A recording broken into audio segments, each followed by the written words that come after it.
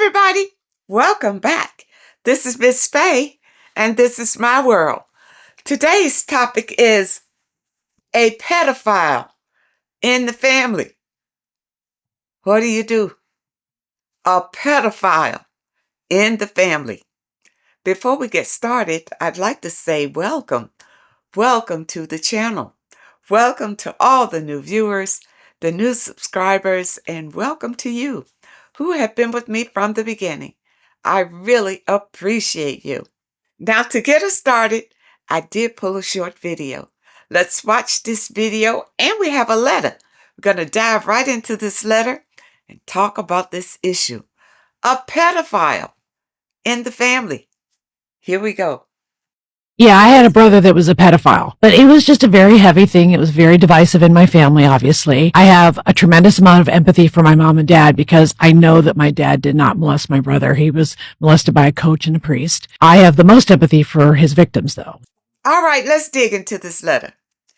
She says, I live with a narcissist parent, my mother. She never takes responsibility for anything she does. She gaslights, manipulates, and always goes into victim mode whenever you talk to her about anything she does that's wrong or hurtful. I entrusted her with my twin daughters when they were toddlers, and I found out many years later that she used to let them go in her basement where my brother used to live. My mom watched my twins on weekends. Their daytime babysitter called me one day and asked me if my children were being exposed to anything sexual because they're doing sexual things. I was lost because I know that I don't show them any of those things. When they were about 17 years old, they did admit to me that my brother sexually molested them. Well, you already know how narcissists behave. My mother didn't want to believe it and carried on. I'm talking major drama and arguments, and never wanted to take any responsibility for not watching my kids properly, for recklessly allowing my children downstairs. It's not her fault that my brother did the act, but she never checked in on them when they were down there. She asked my brother if he did it, and his response was, he doesn't recall. He doesn't remember molesting them. You know that's a lie. If someone is not guilty, they would defend themselves and say, no, he never denied it. He knew he did it. But if your mother's a narcissist, there's no telling what your mother did to him. Okay? She actually still was letting him come back to the house after it was learned what he did. And when he did come back, he was still looking at my kids in a sexual way. I had to literally threaten to call the police. He doesn't come to the house anymore, but he still calls her, and his name comes up on the display, the caller ID. She laughs and talks with him so lovingly, like he's the best child she has. I know I need to move out of that house. You definitely do. Because you can't change these people. But you have to change, okay? I'm working on it. There's been a lot of financial strain in my life with work. I want to let go of this pain and trauma. You need to heal, and your daughters need to heal, okay?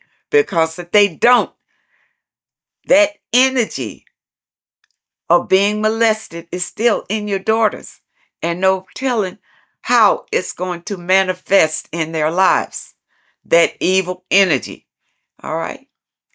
And for you going through your pain and trauma, you have to heal from it, or it can destroy you. It can destroy your life. Am I supposed to give someone who did this to my children? Well, you're not forgiving the act.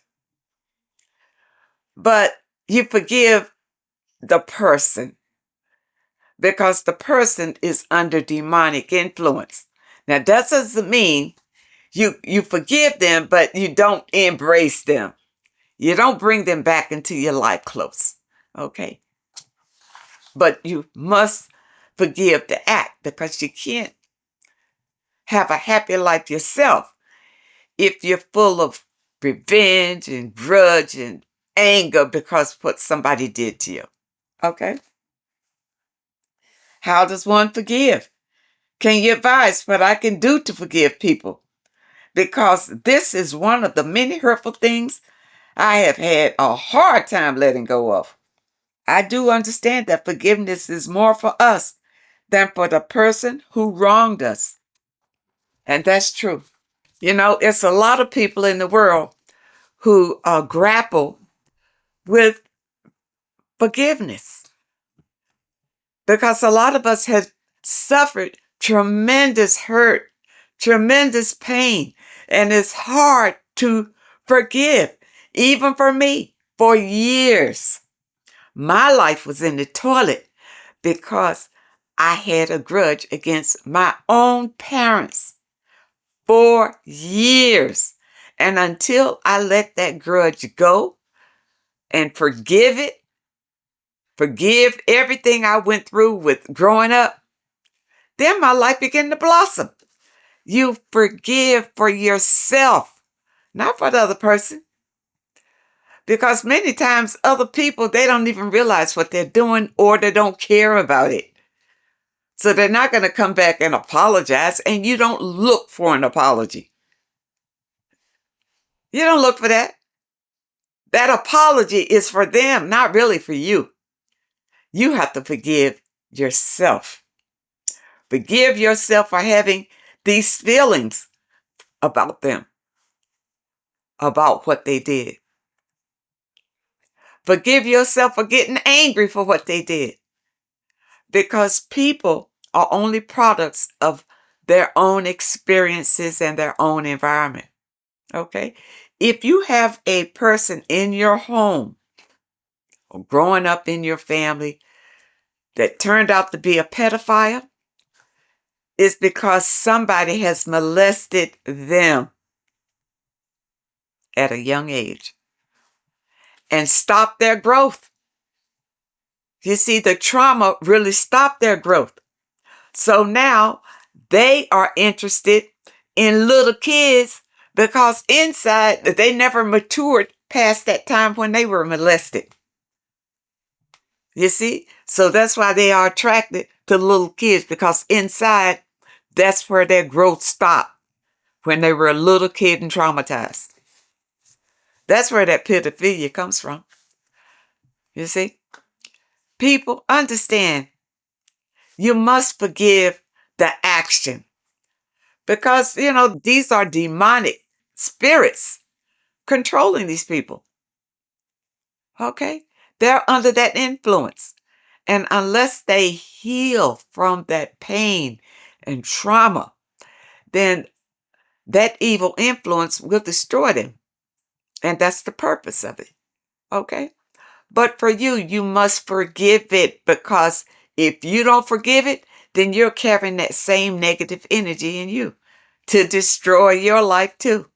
Okay? Now, I want to recommend this for anybody out there who is struggling with forgiveness.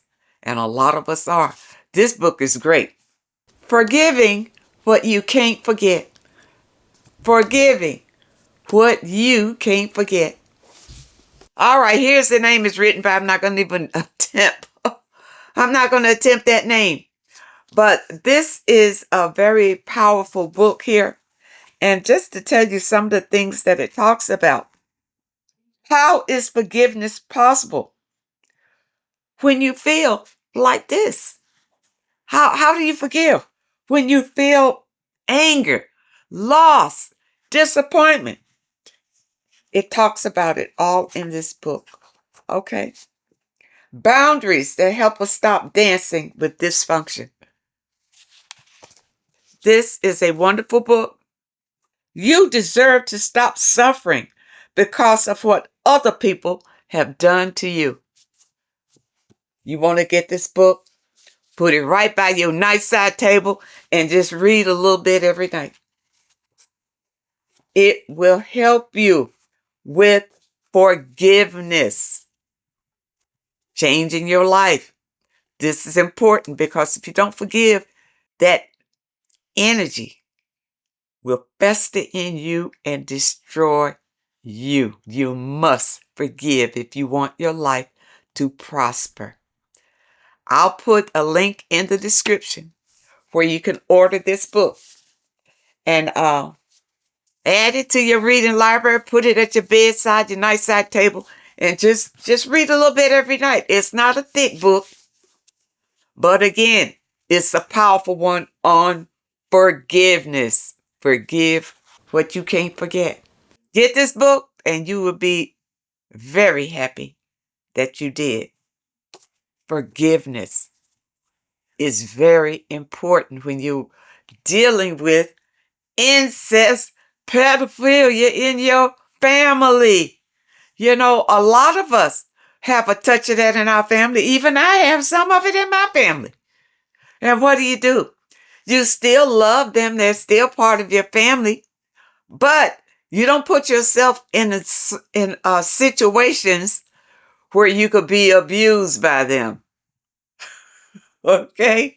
Because you know that they're still carrying that evil spirit, even if they are your family. But you guard yourself and you guard your children. But you understand you understand the fault. You understand the evilness in it. It's the evil energy that the person is allowing to control them. That's all it is, people. So you guard yourself from that and guard your children from that. And if they happen to be molested, they need healing.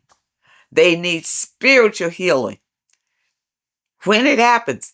Because if they don't heal spiritually, that evil seed can grow and grow and fester.